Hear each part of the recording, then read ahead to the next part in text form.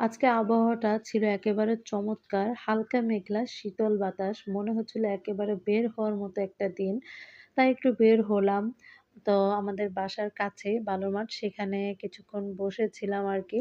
এরকম আবহাওয়া পরিবেশ দেখলে আমার খুব তখন বাইরে যেতে ইচ্ছে করে, তাই বের হয়ে পড়লাম। তো আশেপাশে অনেক মানুষজন দেখলাম ঘুরতে এসেছে। কারণ এরকম আবহাওয়া দেখলে মনে হয় কারোই ঘরে থাকতে ভালো লাগে না।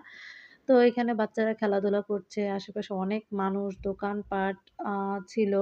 আমরা ২ জন বসেছিলাম। আর আমার ছেলে বাইকের কাছে গিয়ে মজা করতেছিল।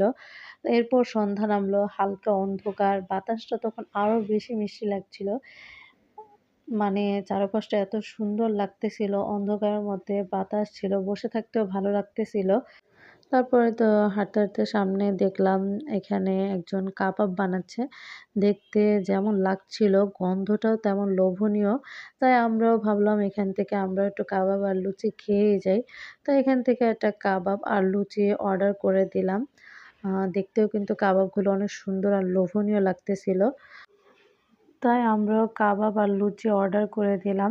কোথায় ঘুরতে গেলে আপনার মন ভালো হয় আর আপনি কোথায় খেতে ভালোবাসেন সেটা কিন্তু কমেন্টে জানাতে পারেন। ছোট জিনিসগুলোই কিন্তু আমাদের দিনটাকে আরো সুন্দর করে তোলে। এত সুন্দর আবহাওয়ার মধ্যে গরম লুচি আর কাবাব। এই ছোট্ট একটা ঘোরাঘুরি আর একটুখানি শান্তি আসলে মনটাই ভালো হয়ে গেল। এরকম আসলে মাঝে, মাঝে ঘুরতে পারলেও ভালোই লাগে। আপনাদের কাছে কেমন লাগলো? চাইলে কিন্তু সেটা কমেন্টে জানাতে পারেন।